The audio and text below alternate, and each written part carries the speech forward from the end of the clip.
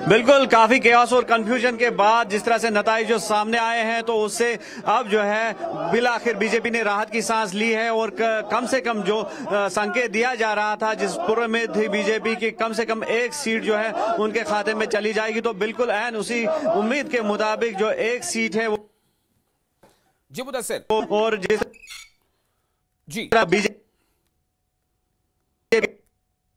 जी मुदस्सिर इस वक्त ये मनाजिर कॉम्प्लेक्स से बाहर के और जहां पर बीजेपी के कारकुनान जो है वो गैदर हुए हैं और किस तरह से खुशी मना रहे हैं, शादमानियां जो है मना रहे हैं और कहीं ना कहीं एक्सप्रेस कर रहे हैं उस हैप्पीनेस को जिसका इन्हें आज कई दिनों से इंतजार था। और जिस तरह से ये काफी कंफ्यूजन रहा इस सीट पे और आखिरी दम तक जो है दोनों पार्टीज जो थी पूर्व में थी कि ये सीट जो है उनके खाते में चली गई, लेकिन बिलाखिर बीजेपी ने इस सीट पे, सीट नंबर 4 पे मैदान मार लिया है और ये सीट जो है सत शर्मा के खाते में चली गई। और जिसके बाद अब बीजेपी के खीमे में काफी खुशी का माहौल जो है वो पाया जा रहा है। और खुशैन बात यह है कि एनसी के सपोर्टर्स भी यहीं पर है और नेशनल कॉन्फ्रेंस के जो सपोर्टर्स हैं वो भी जो खुशियां मना रहे हैं और एक दूसरे के आमने सामने दोनों पार्टियों के सपोर्टर्स हैं और पुरअमन तौर पर दोनों पार्टियों के सपोर्टर्स जो हैं वो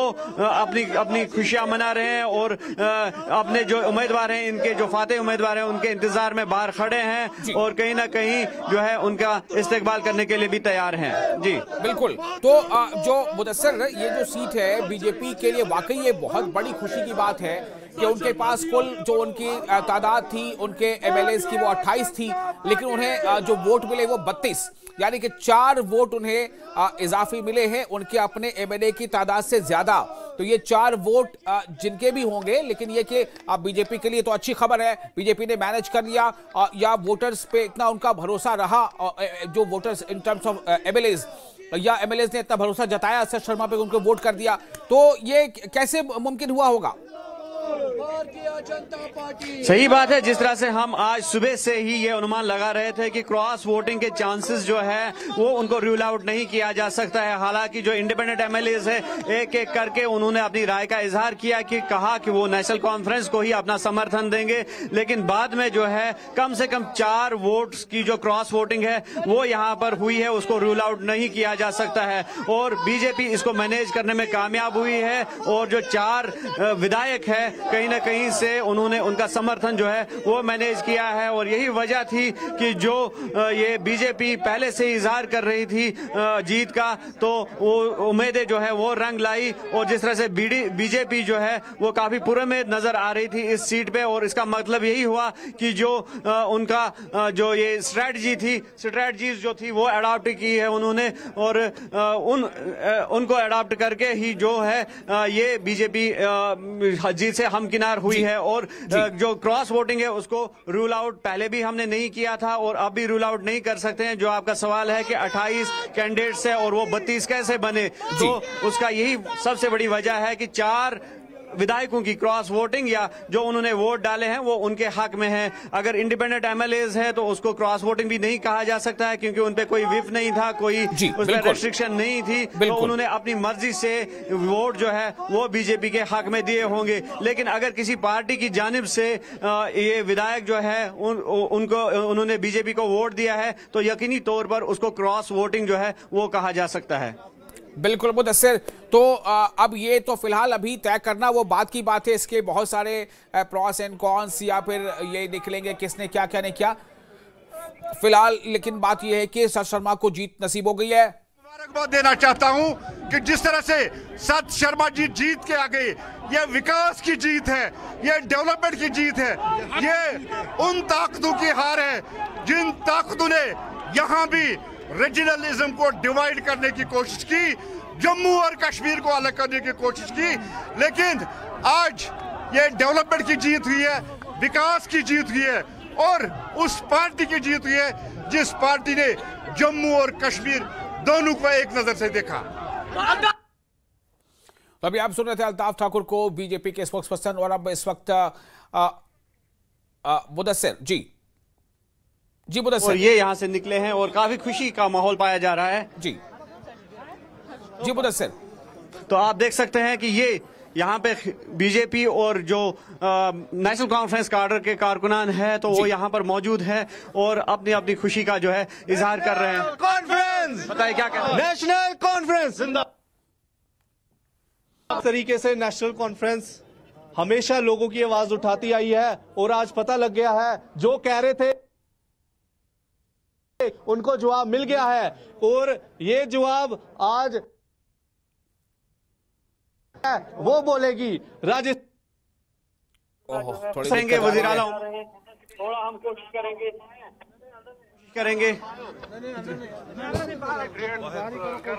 तो बहरहाल आपको अब दिखा रहे हैं, बता रहे हैं कि किस तरह से वहां पर जीत का जश्न है। तो बीजेपी के खाते में भी एक जीत मिल गई है और बीजेपी की जीत, सबसे बड़ी बात यह है कि बीजेपी के कैंडिडेट को जो जीत मिली है। मुदस्सिर सर क्या बोल रहे हैं? मुदस्सिर आप हमें सुन पा रहे हैं? मुदस्सिर जल्दी कीजिए, लाइव पे है।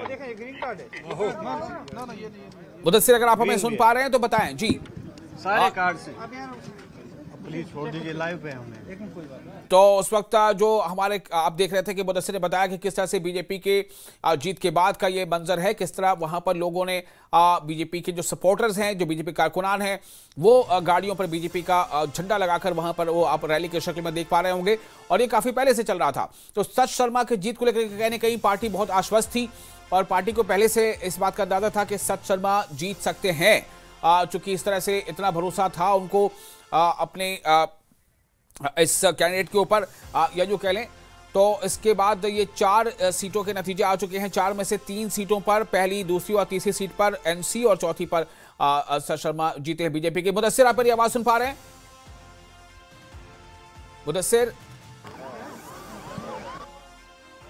मुदस्सिर आप मेरी आवाज सुन पा रहे हैं? हम कोशिश करेंगे जी। तो हम कोशिश ये करेंगे कि जो भी अभी रिएक्शंस मिल पाए आपको, हम वक्त रहते तमाम रिएक्शन और तमाम लोगों के जो इस वक्त रद्द-ए-अमल है वो आपको हम सुनाएं। लेकिन फिलहाल ये एक बड़ी खबर है बीजेपी के लिए कि नंबर्स कम होने के बावजूद बीजेपी ने ये जीत मैनेज की है। बीजेपी के सच शर्मा, जबकि बीजेपी के कुल 28 कैंडिडेट हैं, 28 बीजेपी के एमएलएज हैं, लेकिन बीजेपी ने 32, यानी कि सच शर्मा को जो वोट मिले हैं वो 32 वोट मिले हैं। तो 32 वोट के साथ इसका मतलब सीधे तौर पर यह हो गया कि 4 वोट उनको अदर देन बीजेपी एमएलएज मिले हैं। और सच शर्मा से बात हो रही इस वक्त। देखिए, स्टेटूट दे देना चाहिए। हर कोई विधायक चाहता है कि कैसा रिप्रेजेंटेटिव उनके माध्यम से चुनकर आए जो देश की सेवा करता है, समाज की सेवा करता है। शायद इसी के लिए मुझे पार्टी के 28 वोटों से भी बढ़कर 4 वोट जो हैं वो और मिले और भारतीय जनता पार्टी ने इतिहास रचा। तीसरी नोटिफिकेशन में बहुत से लोग बड़ा बड़ा दावा कर रहे थे, लेकिन भारतीय जनता पार्टी ने सबसे ज्यादा वोट लेकर।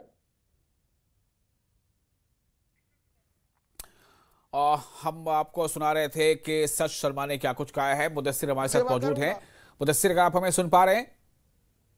साथ सबका विकास, सबका विश्वास और सबका प्रयास, इसी मूल मंत्र को लेकर देश के प्रधानमंत्री जी काम कर रहे हैं। पार्टी के हमारे सभी नेतागण जो हैं वो काम कर रहे हैं। उसी को मद्देनजर रखते हुए काम करूंगा, देश हित में काम करूंगा, समाज हित में काम करूंगा। कितनी बड़ी चैलेंजिंग हो गई थी, क्योंकि लास्ट सभी विधायकों की, जिनके साथ मैं वाबस्ता था, जिनके साथ मैंने कभी काम किया था, जिनके साथ मैं कभी विधायक रहा था, मैंने कहा था कि कर देखी।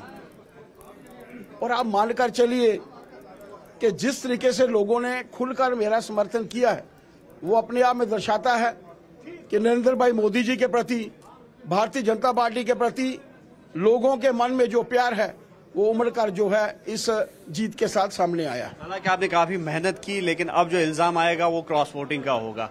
देखिए,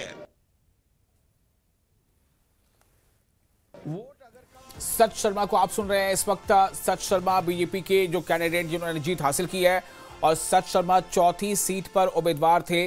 चौथी सीट पर इनका मुकाबला इमरान नबी डार से था, जो नेशनल कॉन्फ्रेंस के स्पोक्स पर्सन है। इमरान नबी डार के मुकाबले सच शर्मा थे और सच शर्मा ने जीत हासिल कर ली। इमरान नबी डार को जीत नसीब नहीं हो पाई।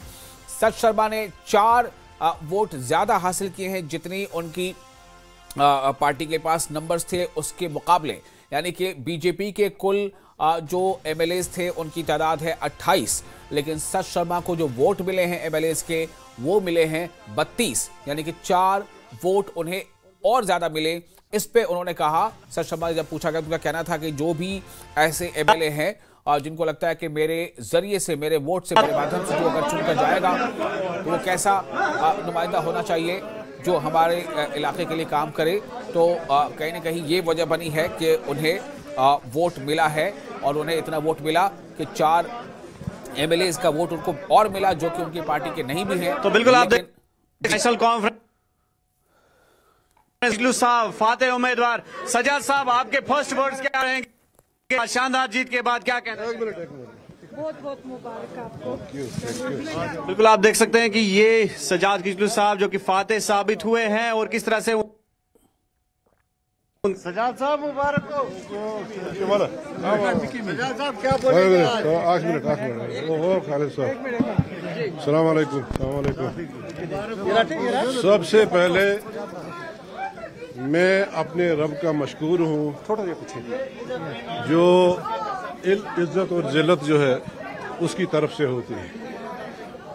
उसके बाद मैं अपनी पार्टी की लीडरशिप का, जनाब डॉक्टर फारूक अब्दुल्ला साहब का, जनाब उमर अब्दुल्ला साहब का दिल की अमीक गहराइयों से शुक्रिया अदा करना चाहता हूँ और अपने सीनियर लीडर्स जो हर वक्त मेरे साथ रहे, मेरी सपोर्ट में रहे, उनका भी मशकूर हूँ।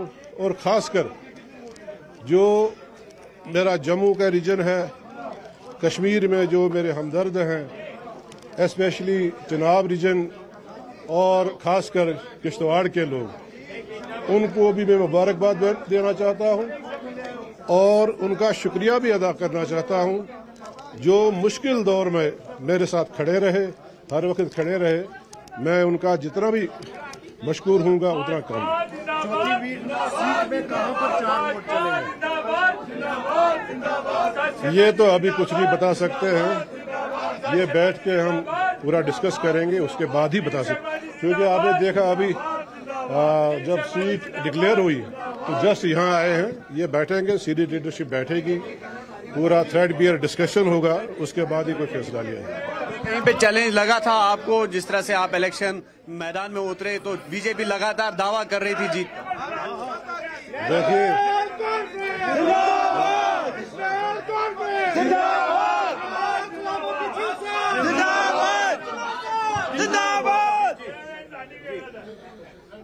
मैं तो इसी बात से मुतमईन भी हूँ और खुश भी हूँ कि लीडरशिप ने उस पसमानदा इलाके को चुनाव जो बने किश्तवाड़ और लास्ट सुखरे का हमारा विलेज जो है, और ये किश्तवाड़ की हिस्ट्री में किश्तवाड़ की हिस्ट्री में 60 साल के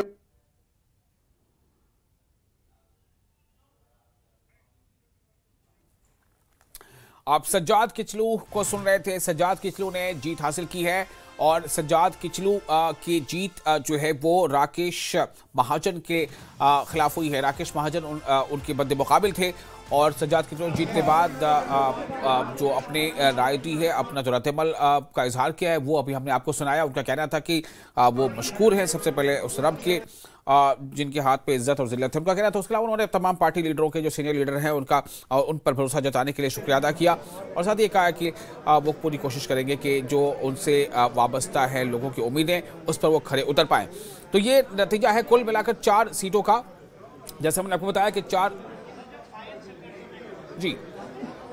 4 सीटों में से 4 में से 3 बीजेपी नहीं जीत पाई बल्कि एनसी ने जीती और 1 सीट जो है वो बीजेपी ने जीती। मुदस्सिर, आप मेरी आवाज सुन पा रहे हैं? मुदस्सिर जी, मुदस्सिर जी विशाल जी बोलें। हाँ, सवाल दोहराइए आप। जी मुदस्सिर, मेरा सवाल यही था कि ये 4 सीट पर जीत का नतीजा तो आ ही गया, जिसमें से 3 नेशनल कॉन्फ्रेंस को और 1 सीट जो है वो बीजेपी को मिली है। तो इमरान नबी डार की तरफ से क्या कमी रह गई होगी? जो चौथी सीट पर एनसी के उम्मीदवार थे, क्या रह गया होगा मामला जो इमरान नबी डार के सर पर जीत का सेहरा नहीं बन पाया? देखिए, जिस तरह से हमारी जो है लगातार नेशनल कॉन्फ्रेंस लीडरान से बात हो रही है कि कहां पर कमी रही है, तो उनका यही कहना है कि इस पर जो पार्टी है, पार्टी की लीडरशिप बैठेगी और इस पर मंथन करेगी कि कहां पर कमी रही है। जिस तरह से 4 जो सीट्स हैं उनको रूल आउट नहीं किया जा सकता है कि क्रॉस वोटिंग है, तो यहां पर जो है आप देख सकते हैं अभी ये मनाजिर जो सीएम के एडवाइजर है नासिर असलम वानी और जो कैबिनेट मिनिस्टर सकीना यत्तू है वो भी है, और शमी ओबरा यहाँ पे निकल आए हैं। शमी साहब, आपका पहला reaction? Thank you ji, thank you so much. पहला रिएक्शन क्या रहेगा जीत के बाद? तो हम जाएंगे जी पार्लियामेंट, और जम्मू कश्मीर के हर आवाम की हम वहां जाके मुश्किल जो भी हैं उनको मुश्किलों को हम उनको हल करने की कोशिश करेंगे, एड्रेस करेंगे, जो है अपनी मांगे रखेंगे और आगे देखते। नजरें काफी है आप पर, तो किस तरह से लोगों की उम्मीदों पर खरा उतरे? क्या कहा आपने? काफी नजरें हैं, काफी उम्मीद है आप पर। जरूर मैं उतरूंगा जी, जरूर उतरूंगा, हर आदमी की उम्मीदों पे उतरूंगा, जो मैं कर सकता हूं जरूर करूंगा। और उम्मीद करता हूं, शुक्रिया करता हूं अपनी लीडरशिप का, पार्टी का, नासिर सुगामी साहब का, सकीना जी का, सारे एमएलए का, जावेद डार साहब का, डिप्टी सीएम चौधरी साहब का।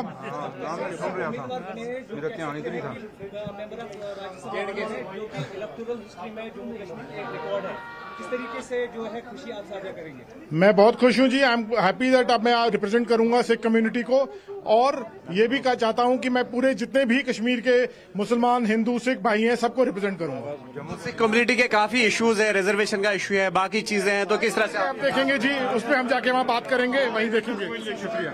नासिर असलम साहब, जी आपके रिमार्क। जिस तरह से आपको सपोर्ट था कांग्रेस का, पीडीपी ने सपोर्ट दिया था, और उसके बाद कुछ इंडिपेंडेंट कैंडिडेट्स ने भी आपके हक में वोट दिया, ऐसा लगता था कि 4 की 4 सीटें नेशनल कॉन्फ्रेंस जीत जाएगी, लेकिन 1 सीट जो है आप हार गए, उसे चूक गई। इसकी क्या वजह है? देखना पड़ेगा, क्योंकि ये कुछ वोट जो है वो सीक्रेट बैलेट में थे, उनकी हमको अभी भी पता नहीं किस वोट, हमारे जितने अपने वोट थे वो तो हमको मिले, बाकियों का हमको देखना पड़ेगा, कुछ देर लगेगा, पता तो चल जाएगा जरूर। तो क्रॉस वोटिंग को रूल आउट नहीं किया? सीधी बात है, इसमें तो वोटिंग है ही नहीं। वोट तो जिस तरह से हमको पढ़ने चाहिए थे वो नंबर हमको पता था, उससे कम हुआ 1 सीट में, क्या वजह हुई वो देखना पड़ेगा। डिप्टी सीएम साहब, आपके रिमार्क्स? देखिए, ये ऑनरेबल एमएलए का शुक्रिया कि जिन्होंने अपना कीमती वोट डाल के हमारे तीनों लोगों को, जो हमारे कैंडिडेट थे, उनको जिताया।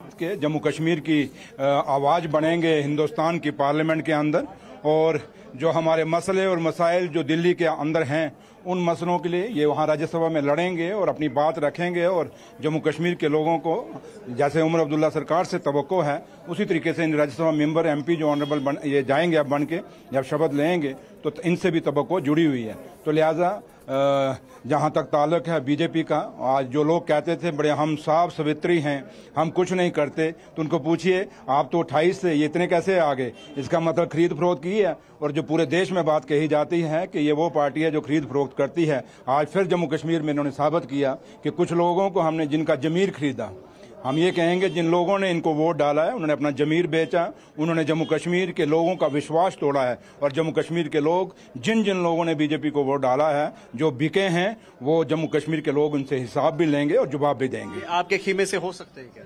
नहीं, खेमे से नहीं, मैं हमारे खेमे से कहाँ है, वो तो आप नहीं है, लेकिन जो हैं आपको पता है कौन है, आप लोग भी हैं, मेरे मुंह में मत डालिए। लेकिन मैंने इस वक्त पे कहना चाहूंगा, खुशी का माहौल है, लेकिन इतना जरूर है कि जिन जिन लोगों ने जम्मू कश्मीर का आज सौदा किया है बीजेपी को वोट डाल के, जो थोड़े से पैसों में मामूली सारी राशियों पे बिके हैं, उनको जवाब देना होगा। कितना पूरे में थे चौथी सीट को लेकर? 4 सीटों में से 3 सीटों पर आपने जीत दर्ज की है, पहला रिएक्शन क्या होगा?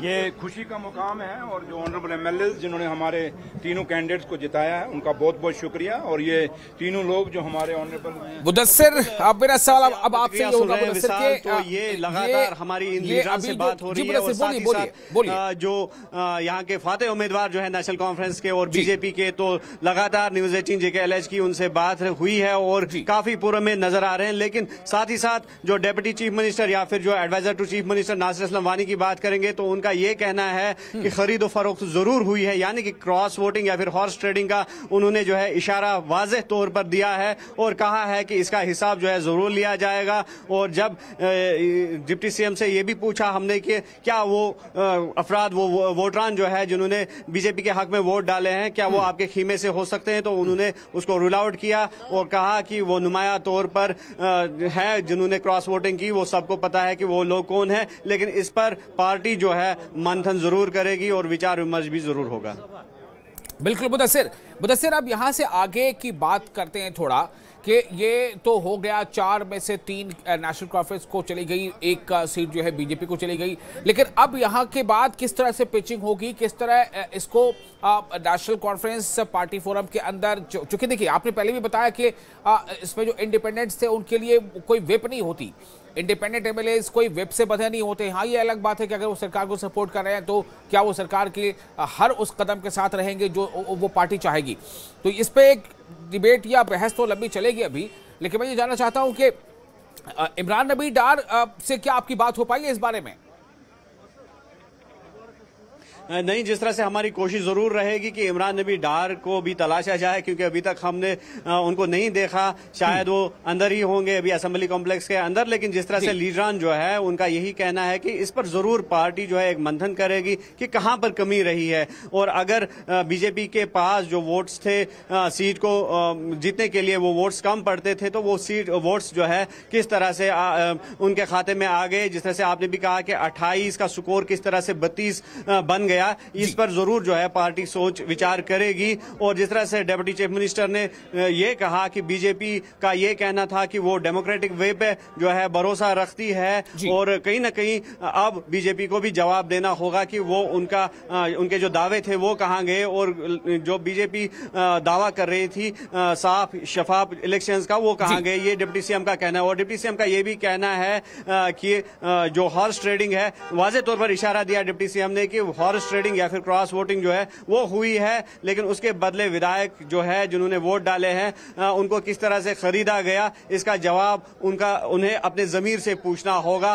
ये एक इमोशनल जो है सेंटिमेंटल स्टेटमेंट है जो डिप्टी चीफ मिनिस्टर दे रहे हैं, क्योंकि कहीं ना कहीं पुरुम्मीद थे नेशनल कॉन्फ्रेंस का पूरा खीमा कि चौथी सीट जो है वो भी इनकी जोली में चली जाएगी, लेकिन ऐसा नहीं हुआ और बिलाखिर बीजेपी ने मैनेज किया। 28 जो वोट थे वो 32 में तब्दील हो गए और बिलाखिर जो ये सीट है का मच प्रेस्टिजियस सीट हम कह सकते हैं, क्योंकि दोनों पार्टियां इस पे दावा कर रही थी, मजबूत दावेदार के तौर पर दोनों पार्टियां जो थी आमने सामने थी। तो ऐसे में यकीनी तौर पर बीजेपी के खीमे में इस वक्त काफी खुशी का माहौल है, क्योंकि मच चैलेंजिंग सीट जो है वो हम कह सकते थे जो ये 4th सीट है।